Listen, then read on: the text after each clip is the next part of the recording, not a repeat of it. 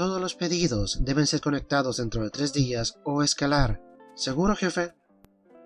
Antes, yo dirigía el departamento de activaciones para un servicio proveedor de Internet. No diría que yo dirigía el equipo, ya que mi estilo era que trabajaran conmigo, no para mí. Yo simplemente era el líder del departamento. Para contextualizar, la empresa tenía creciendo bastante tiempo, pero por desgracia, no contrataban el suficiente personal para cubrir dicho crecimiento. Yo empecé en el departamento de soporte, antes de ser trasladado a este puesto, después de que todo el equipo de activaciones renunciara. Debido a lo pequeño que es el mundo de los proveedores de Internet en mi país, mantendré las cosas un poco vagas. Sin embargo, ocupo explicarles un poco los antecedentes.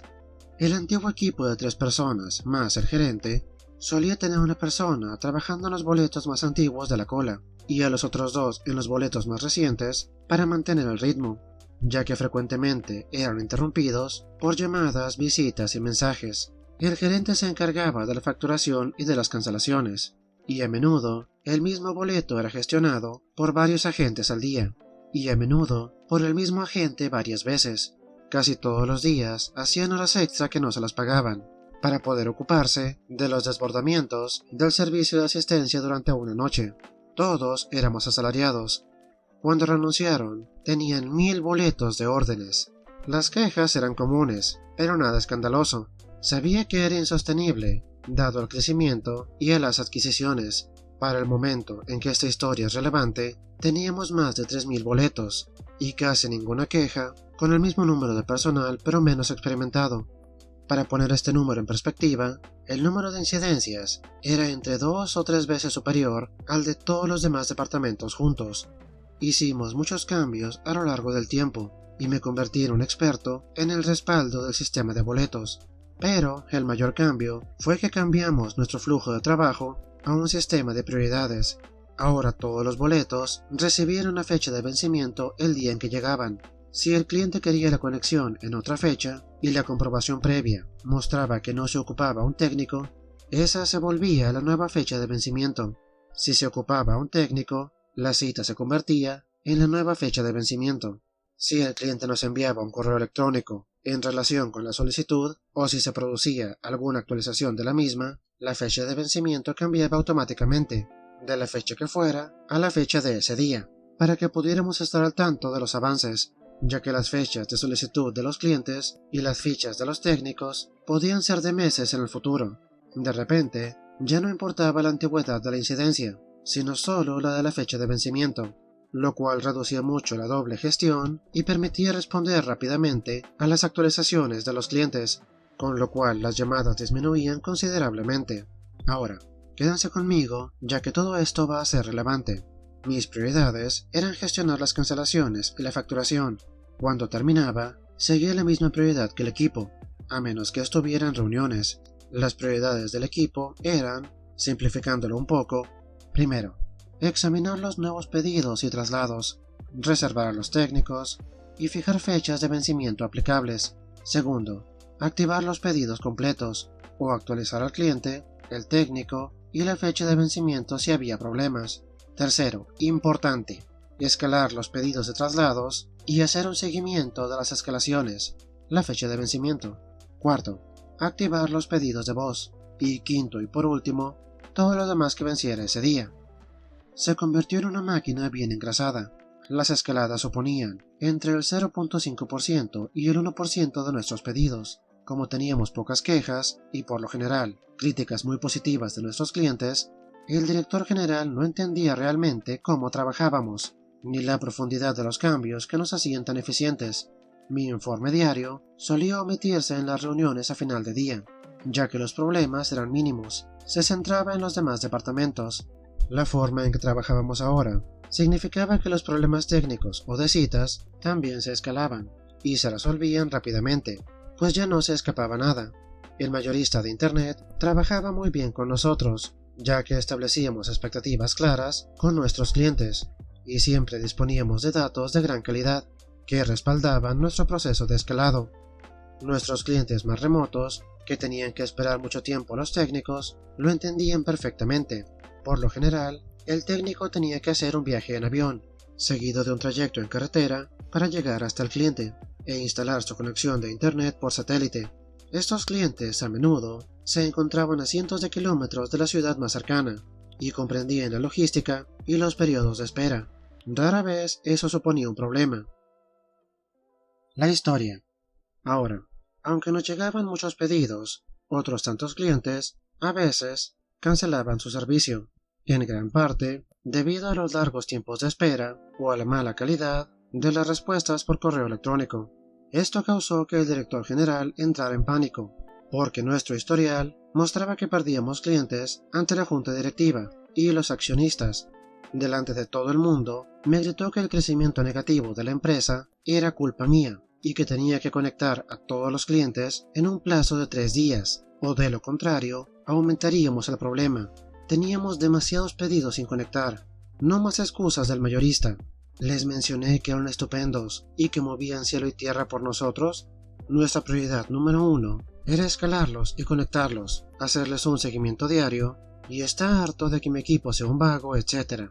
Todos a mi alrededor se quedaron boquiabiertos. Sabían que no éramos perfectos, pero éramos el departamento que mejor funcionaba de la empresa. Me puse rojo del coraje, pero respiré hondo. No pasa nada. Empieza la complacencia maliciosa. Después de esa reprimenda pública, inmediatamente le envié un correo electrónico al director confirmando lo que me acababa de decir. Me lo devolvió por escrito. Si los técnicos tardan más de 3 días, esos pedidos y escalaciones se convierten en la prioridad número 1. No dijo días laborales, así que me senté con mi equipo y les informé que nuestra cola de boletos va a entrar en un mundo de dolor, pero tenemos que dejarle en claro al director que él no entiende cómo trabajamos, lo que hacemos y que la forma en que nos habló es inaceptable. No deben estresarse por los números, no deben hacer más horas extra que no les van a pagar. No me importa que cobren un sueldo. El salario toma en cuenta las horas extra razonables, y esto no es muy razonable. Deben terminar su trabajo cuando termine su turno. No acepten tiempo libre en el lugar, solo acepten horas extra pagadas. Yo asumiré las consecuencias. No se les paga para que estén estresados. La mayoría de los días tenemos que trabajar en 300 boletos en total, y hoy era viernes. El cliente no se iba a contactar hasta el martes. Bueno, esos son 4 días. Escalar. Las carreteras hacia los clientes están impasables, debido a que hemos tenido inundaciones, de modo que el técnico tiene que esperar a que se sequen. Muy mal. Escalar. Escalamos unos nuevos 50 pedidos ese día, lo que significa que el lunes tendríamos los pedidos habituales del fin de semana y del lunes, más los 50 que seguían. Ese día se escalaron más de 100 nuevos pedidos, más los 50 que venían después, de modo que la cola reflejaba que teníamos unos 450 boletos pendientes. Menos de un tercio de las nuevas conexiones se conectaron, a pesar de que no hacía falta un técnico. Al día siguiente, lo mismo, pero solo se encontraron un puñado de pedidos. Ahora teníamos 600 boletos, vencidos. El jueves, el servicio de asistencia recibiría un aluvión de gente preguntando por sus conexiones. Los pedidos con retraso llegaban a los 1000. Los tiempos de espera se dispararon, se cancelaron pedidos y surgieron quejas. Al lunes siguiente, los gerentes de apoyo me estaban gritando que pusiera mi departamento en orden. Yo le señalé al director general. Se convocó una reunión con todos los gerentes del departamento sobre la situación en la que se encontraba la empresa. Cuando me preguntaron qué estaba pasando, simplemente les enseñé el correo electrónico que me había enviado mi gerente, e hice referencia al regaño que mi equipo había recibido, y les informé que yo simplemente estaba siguiendo órdenes. Eso es ridículo, me dijeron. Usa tu cerebro. Tú deberías saber que tienes que escalar. Les señalé que creía lo que sabía, justo hasta que me gritaste delante de toda la empresa, y me menospreciaste a mí y a mi equipo. Dejó en claro que no tengo ni idea de lo que estoy haciendo, y que debo de hacer lo que usted me diga. Me informó que volviera al modo en el que funcionábamos, y que revisaría el flujo de mi trabajo a detalle más adelante. Intenté decirle que eso no iba a ser sencillo. Teníamos que seguir con las escaladas al por mayor. Volver a poner en orden la fila va a llevar semanas. Él no lo aceptó. No, las nuevas órdenes eran nuestra prioridad número 1. Conectar a la gente. Yo volví a oponerme, pero otro griterío enojado me dijo que hiciera lo que él decía. Segunda ronda de complacencia maliciosa, y otro correo electrónico de confirmación. Dejamos de seguir las escaladas porque teníamos demasiados boletos nuevos de pedidos que procesar. Hacia el final de la semana, el mayorista convocó una junta de urgencia con el consejo de directivos de la empresa, junta a la cual yo no asistí.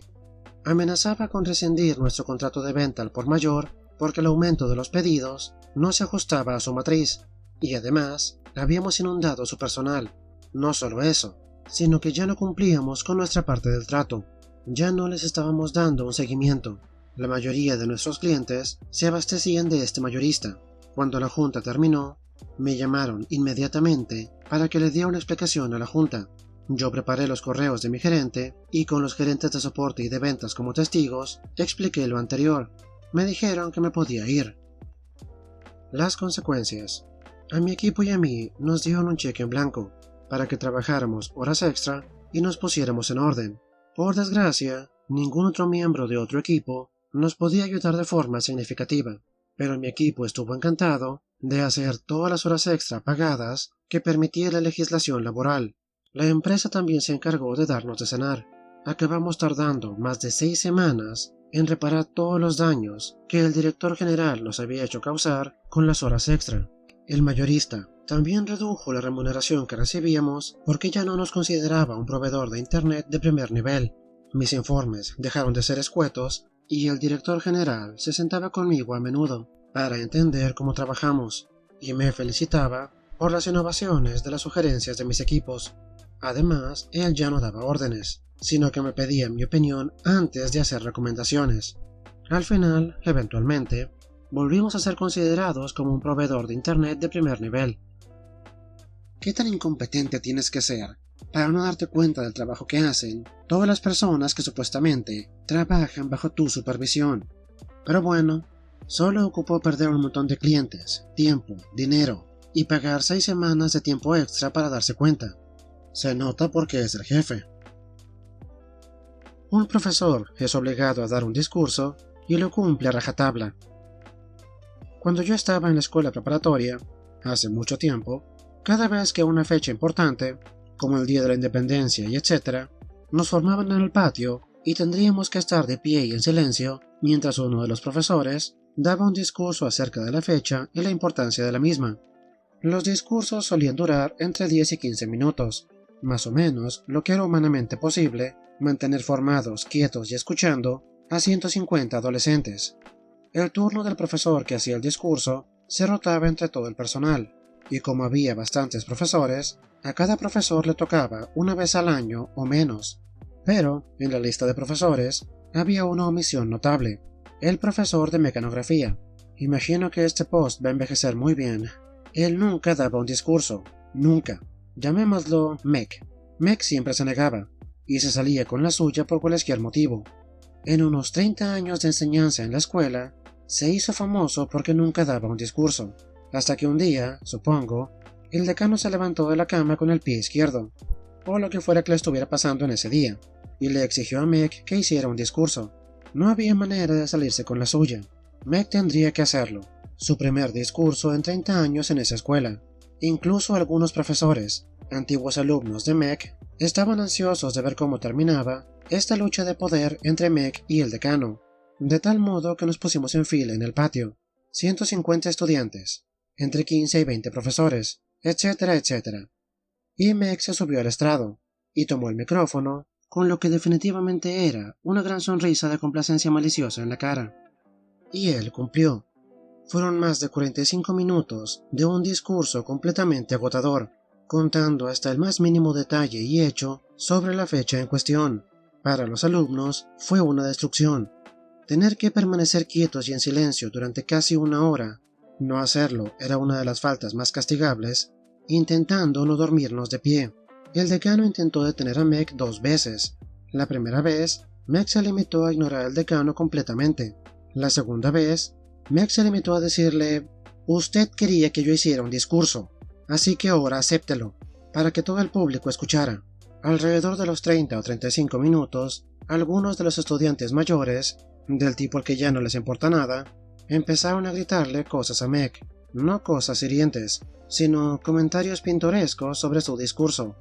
Los demás nos echamos a reír. Mec siguió como si nada. El decano intentó subir al estrado para exigir silencio, pero Meg se lo impidió diciendo: «Aún no he terminado». Ese día, perdimos aproximadamente hora y media de tiempo de enseñanza. Terminamos odiando a Meg por la tortura que nos había hecho pasar. Cuando terminó, al decano no le quedó más remedio más que darnos un corto descanso no programado antes de volver a clase. Con los años, me di cuenta de la absoluta obra maestra de complacencia maliciosa que Meg había conseguido. Meg nunca volvió a dar un discurso en la escuela. Ope, creo que todos te entendemos. A menos que hayas pasado por una situación similar, es muy difícil apreciar la genialidad de lo que hizo Meg. De joven solo piensas que te tuvieron parado por hora y media. Como adulto, entiendes que tu profesor se estaba rebelando contra un jefe inconsciente y autoritario. Eso hace que lo veas con una cara completamente diferente.